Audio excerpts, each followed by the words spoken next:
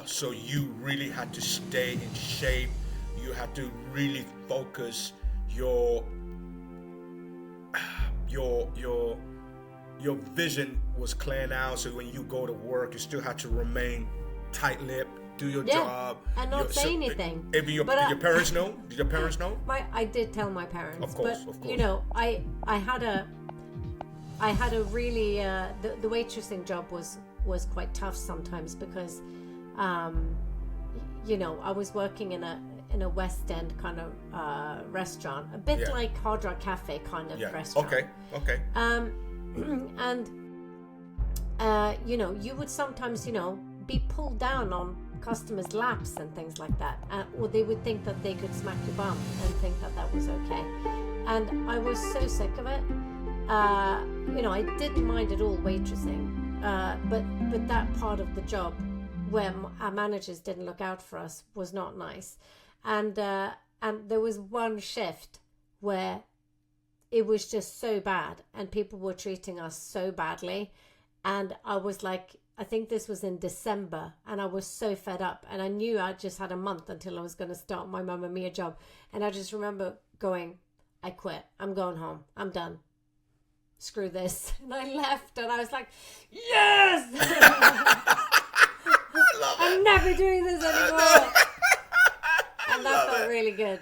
Wow. Yeah. So I was very poor for a month, but it was worth it. I've got to say, I've got no regrets. It felt very good saying, I'm going to the West End. Bye-bye. Bye-bye. And they probably looked at you like, whatever. Such a little drama queen. Did you ever go back there and have yourself a coffee? No.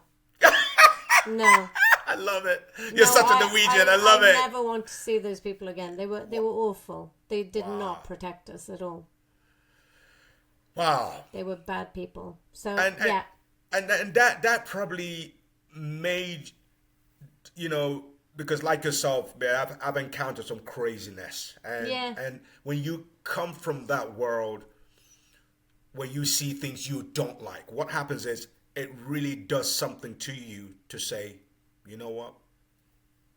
I'm not doing that. Yeah, I'm not doing this. Yeah, and we're the same, because me and you have come, we talked about this a little bit. Me and you have both come across situations which have been very difficult. Yes. And with very powerful people. Yes. And we all know what we're talking about. And where you're really in a, you're placed in a very vulnerable position, and choices to be made about what are you willing to do to get to that place.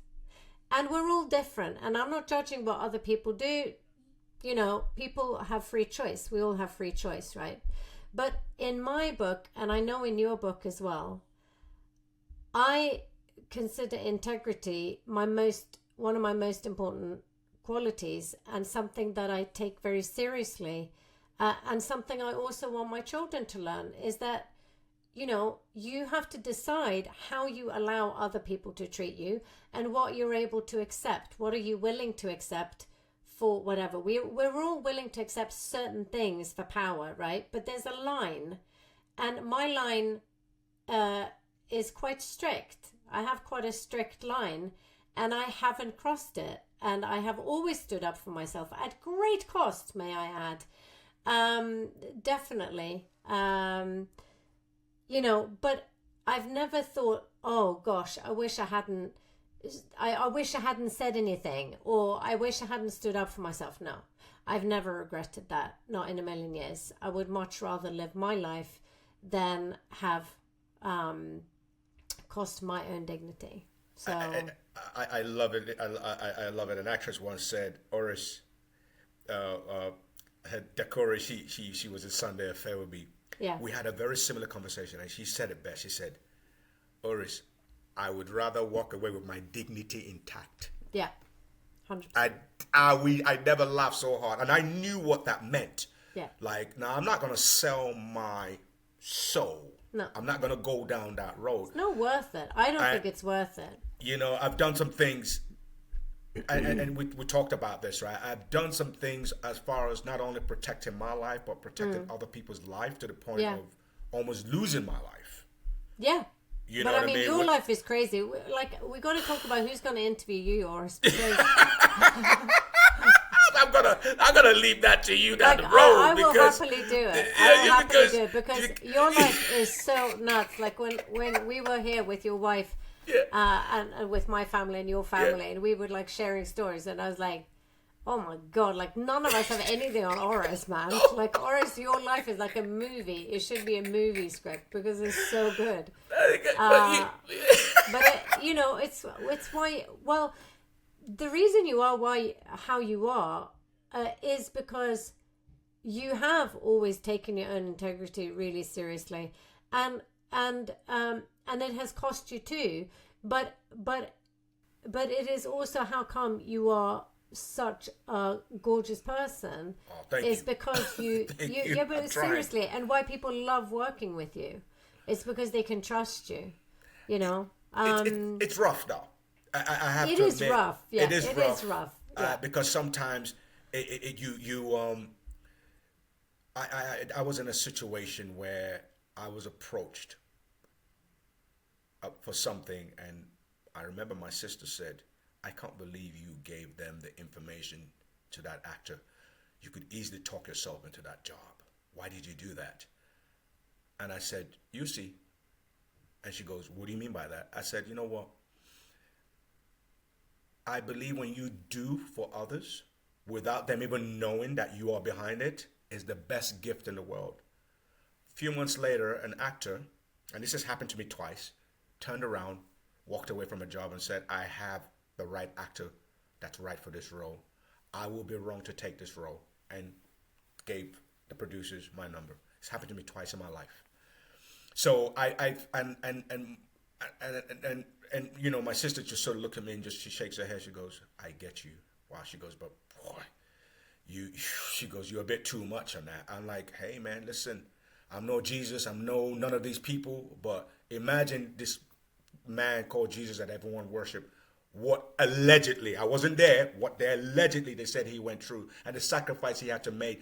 And he stands for many people who's made a lot of sacrifices. I could have easily got to where I want to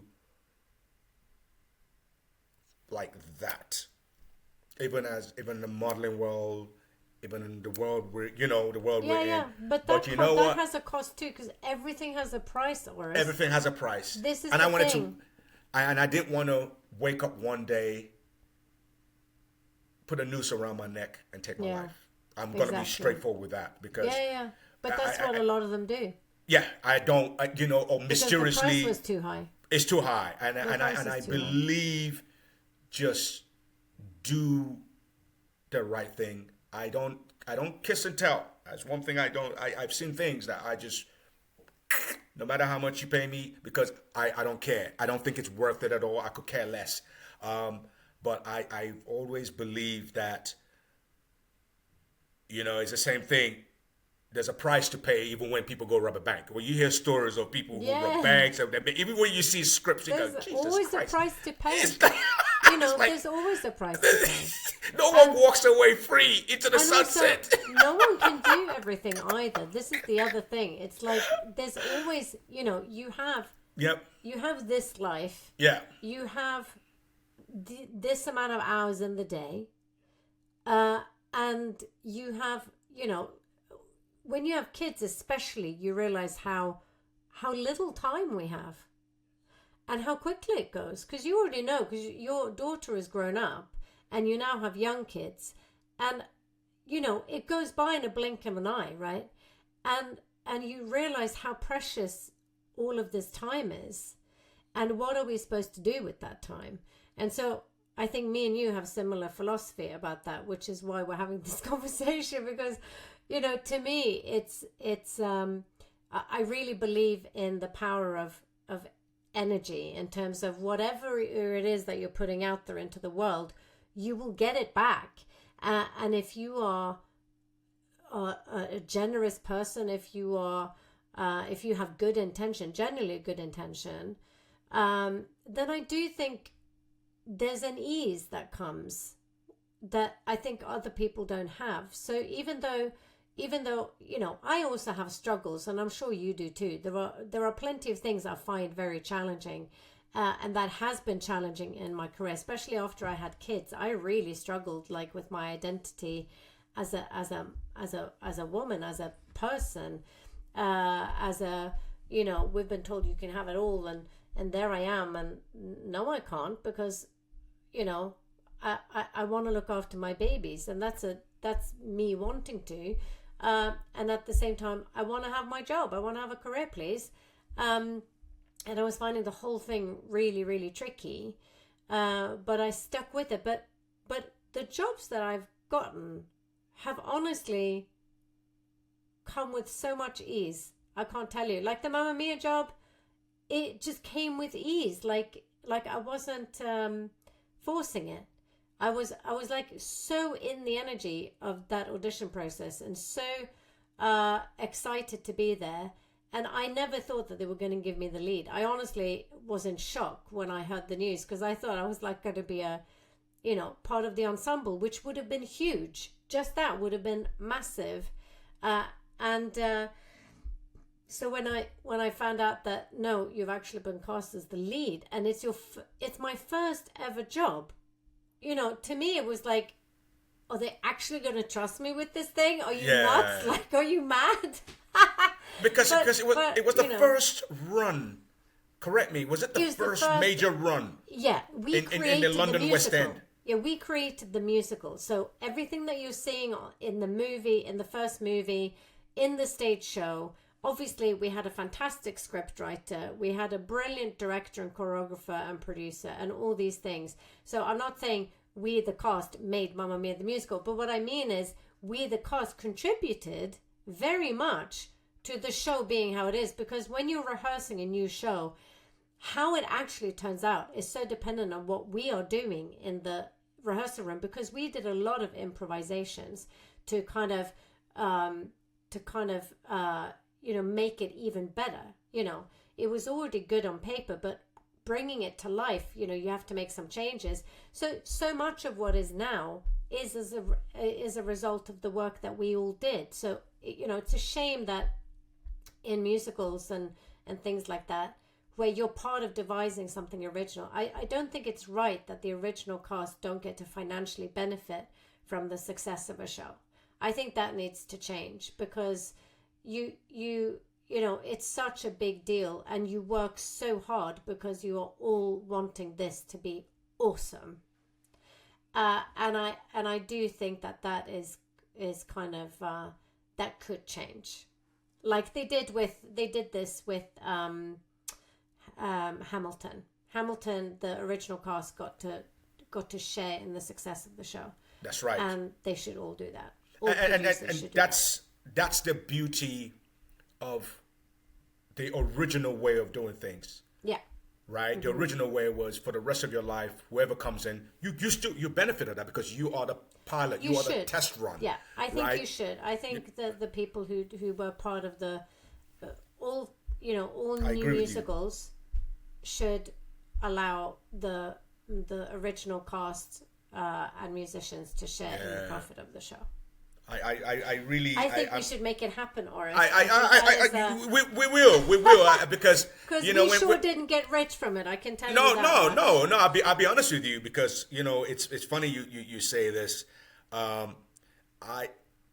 Thanks to the career, we're both very blessed that even right now as we speak, we are up for incredible things. We're working on stuff. And that we have the like you said, we have 24 hours, and we know how to divide our time to keep being creative as parents. Thanks to our kids and our spouses. Yes, we got to give it to them. I take my hats off to Tim and my wife Torrin, because there are outsiders, and I have to say, the kids get to see two sides of the coin.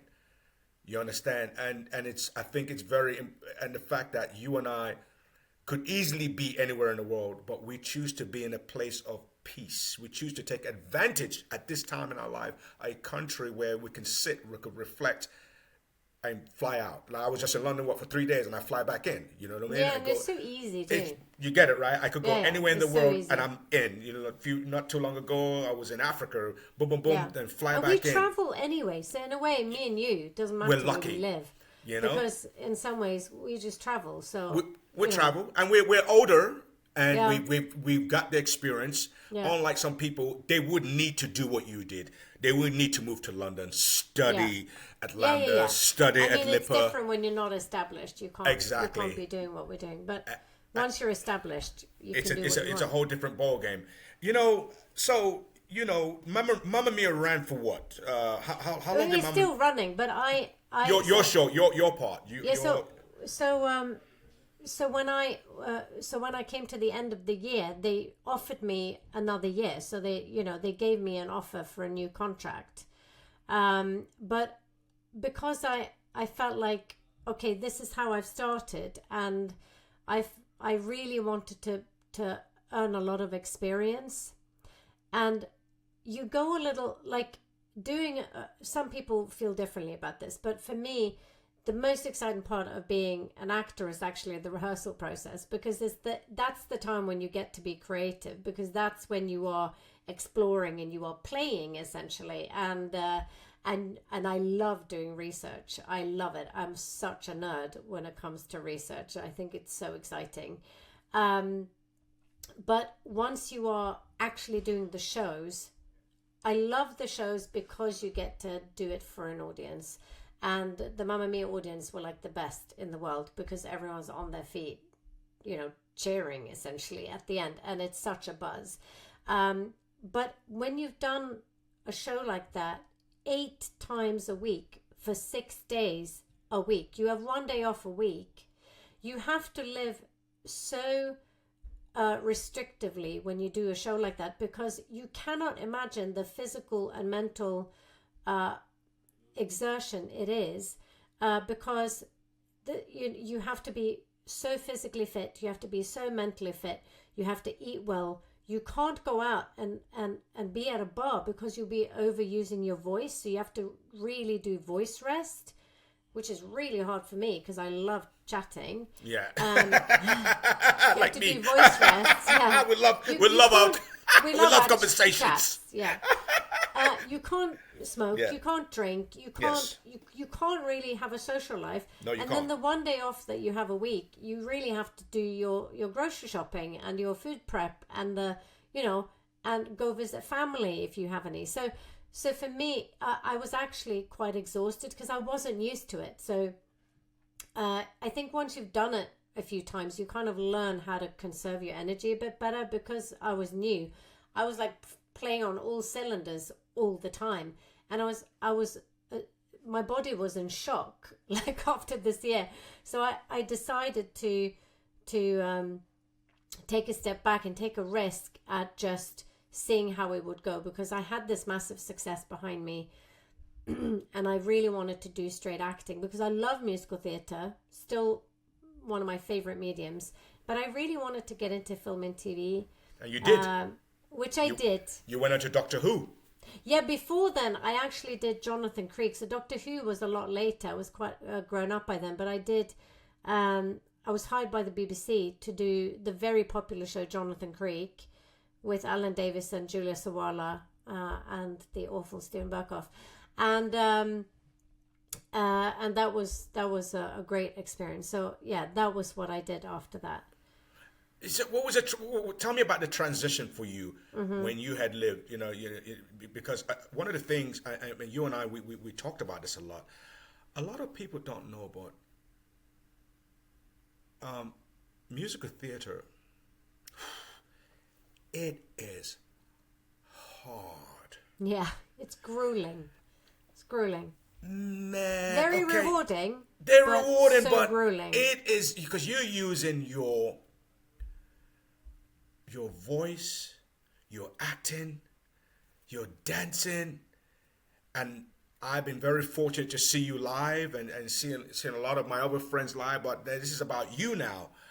And I know you in person, then daytime, if a photo comes up for a gig, and and then you got to go back in that. And the reason I'm saying this, a lot of people, I don't think they realize they work. And sometimes I find people and actors and actresses from the musical theater are underlooked. Yeah, for sure. I mean, we talked about this. It really hurts when they go cast the film and you're sitting there going, don't even get me I can't even talk about La La Land. Do you understand what I'm saying? That film makes me so angry. It should be the other way around. And it was very funny because, I've got to say though, actors are not responsible for what casting directors and directors choose to do. They're not. Obviously, I clearly think differently to some actors though, because if I feel like I'm being offered a role that I actually think, do you know what, I'm not right for this because I don't have those skills.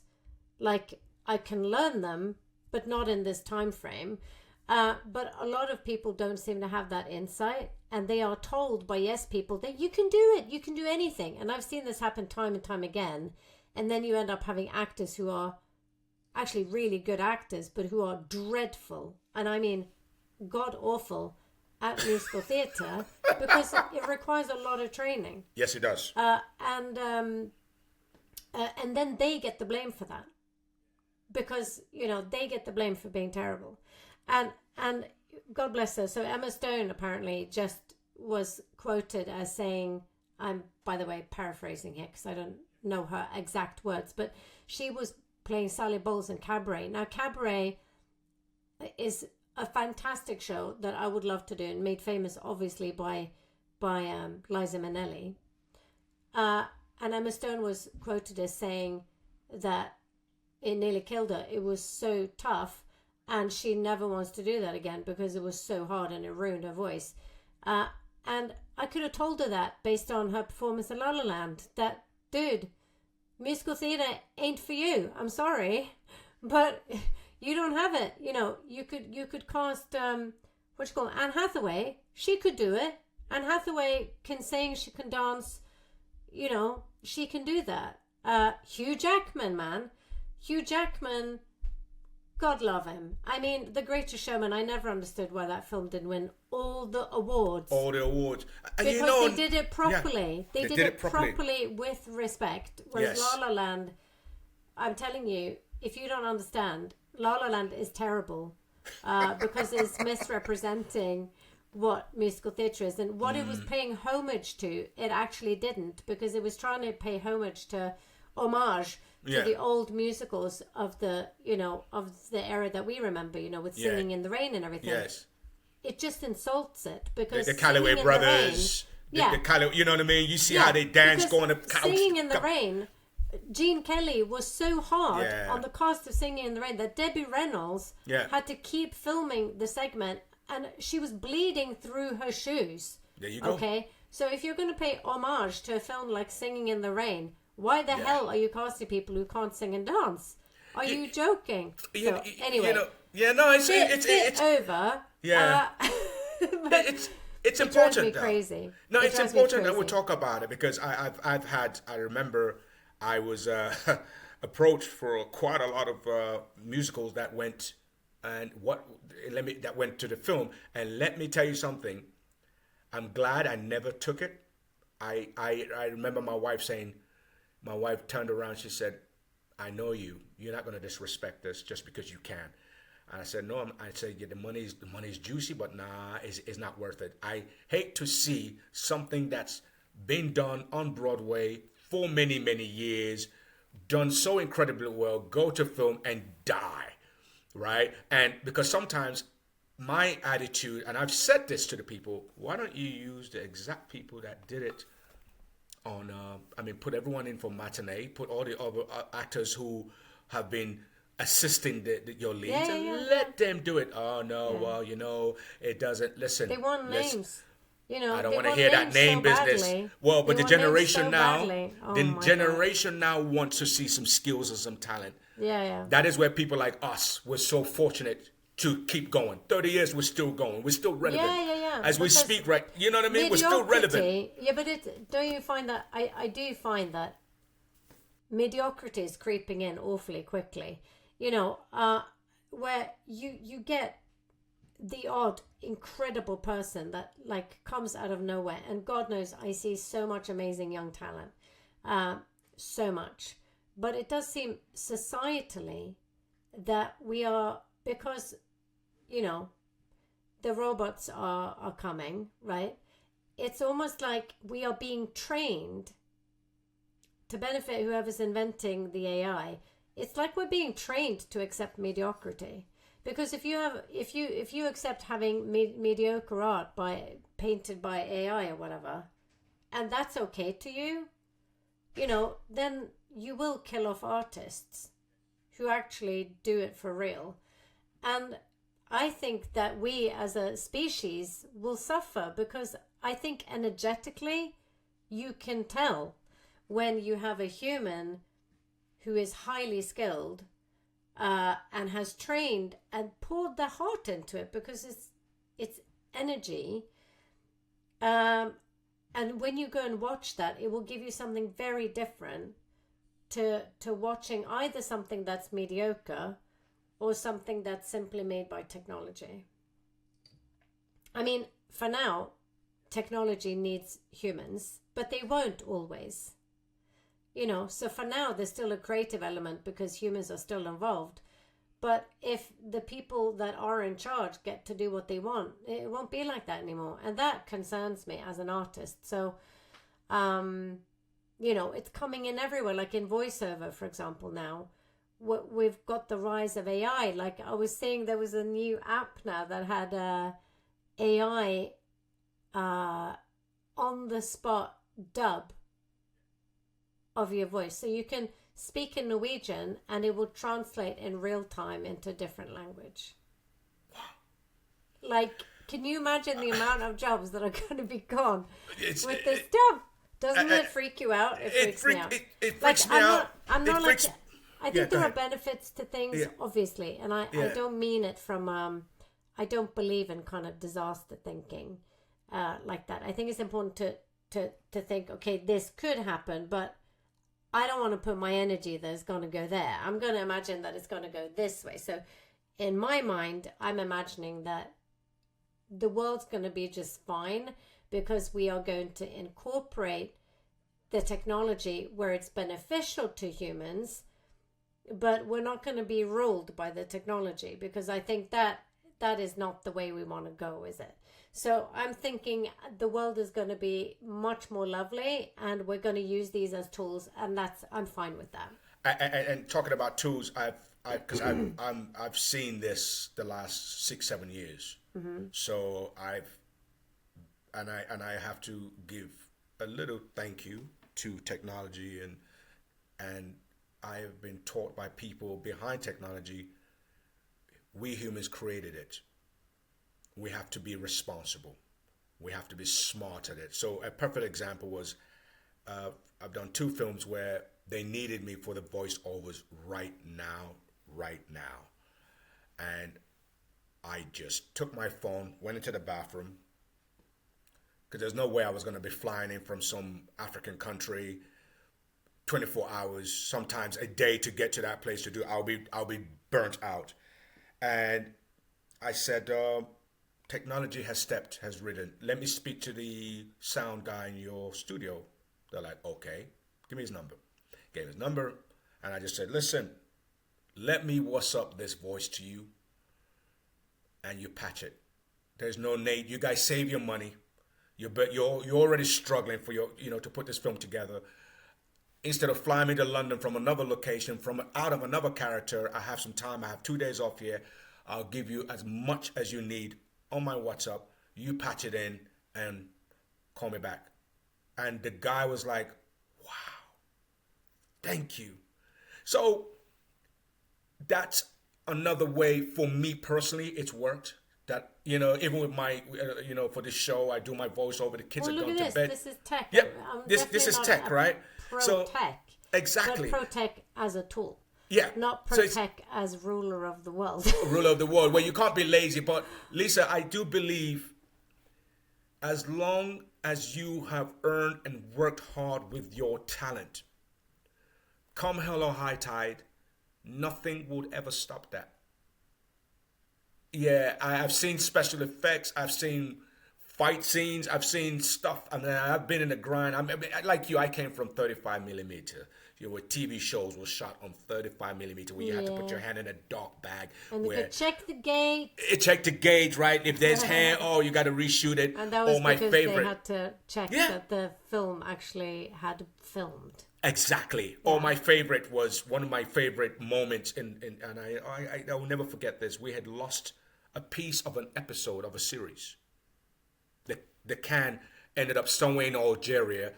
They found it, we were shooting in Cape Town. A couple of months later, they were like, they couldn't find it, so they reshot it. Then a couple of months later, they found, I think it was after, just as they were about to play that episode, they found the can of this film in Algeria on a timer belt, going around in circle at the airport. So I could, so technology I'm saying this to say technology has really helped with protecting people's films. You could load it up on a cloud, on real time. Me and you right now, we're talking. Yeah, someone in LA is in the suite, in the editing suite, they're working on it. Now, which brings me to this, right? You went on to do something that even myself, and I'm just like this. I can't, every time I watch Frozen, I'm sorry. And here is what's crazy about Frozen.